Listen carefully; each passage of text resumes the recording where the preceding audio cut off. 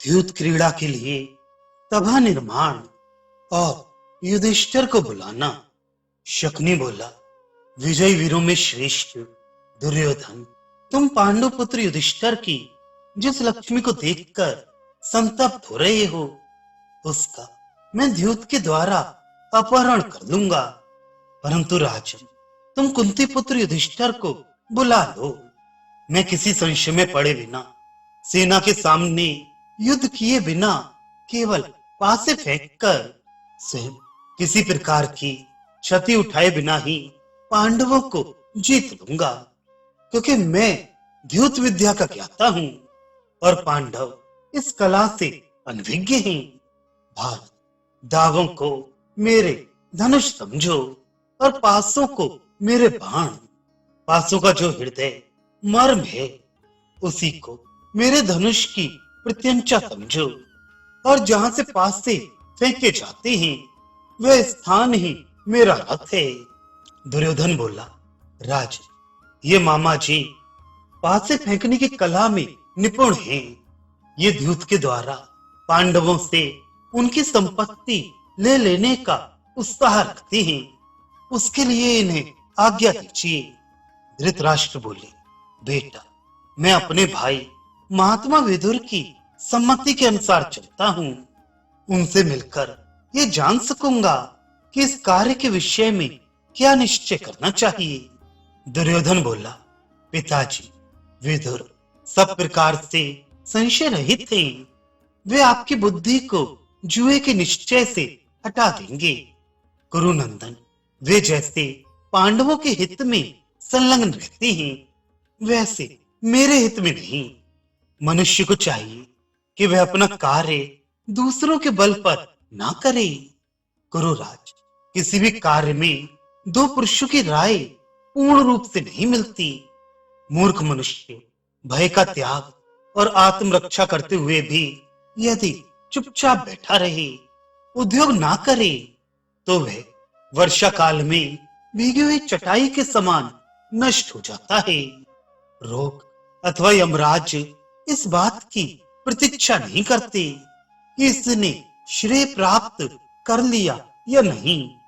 अतः जब तक अपने में सामर्थ्य हो, तभी तक अपने हित का साधन कर लेना चाहिए।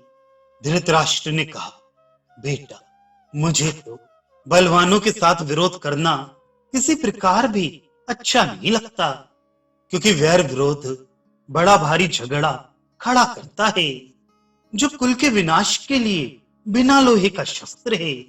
राजकुमार, तुम द्यूत रूपी अनर्थ को ही अर्थ मान रहे हो।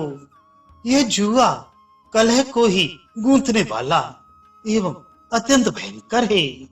यदि किसी प्रकार यह शुरू हो गया तो तीखी तलवारों और बाणों की भी सृष्टि कर देगा। दुर्योधन बोला, पिताजी, पुराने लोगों ने भी द्यूत क्रीड़ा का व्यवहार किया है। उसमें ना तो दोष है और ना युद्ध ही होता है। अतः आप शकुनी मामा की बात मान लीजिए और शीघ्र ही यहाँ द्यूत के लिए सभा मंडप बन जाने की आज्ञा दीजिए। यह जुआ हम खेलने वालों के लिए एक विशिष्ट स्वर्गीय सुख का द्वार है। उसके आसपास बैठने वाले लोगों के लिए भी वह वैसा ही सुखद होता है। इस प्रकार इसमें पांडवों को भी हमारे समान ही सुख प्राप्त होगा। अतः आप पांडवों के साथ द्यूत क्रीड़ा की व्यवस्था कीजिए।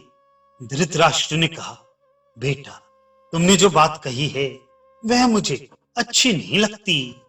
नरेंद्र, जैसी तुम्हारी रुचि हो वैसा करो। जुए का आरंभ करने पर मेरी बातों को याद करके तुम पीछे पछताओगे, क्योंकि ऐसी बातें जो तुम्हारे मुख से निकली हैं धर्मानुकूल नहीं कही जा सकती।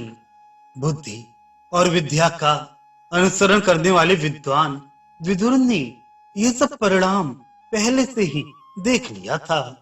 क्षत्रियों के लिए विनाशकारी वही यह महान भय मुझ विवश के सामने आ रहा है। वैशंपायन जी कहते हैं, जन्मेजय, ऐसा कहकर बुद्धिमान राजा धृतराष्ट्र ने दैव को परम दुस्तर माना और दैव के प्रताप से ही उनके चित्त पर मोह छा गया। वे कर्तव्य अकर्तव्य का निर्णय करने में असमर्थ हो गए।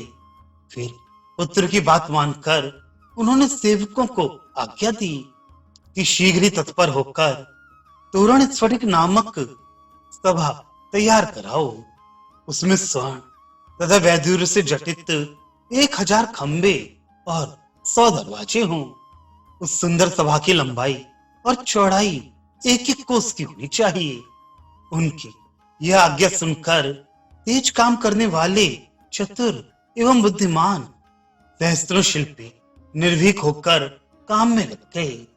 उन्होंने शीघ्र ही वह सभा तैयार कर दी और उसमें सब तरह की वस्तुएं यथा स्थान सजा दी। थोड़े ही समय में तैयार हुई उस असंख्य रत्नों से सुशोभित रमणीय एवं विचित्र सभा को अद्भुत सोने के आसनों द्वारा सजा दिया गया। तत्पश्चात विश्वस्त सेवकों ने राजा धृतराष्ट्र को उस सभा भवन के तैयार हो जाने की सूचना दी।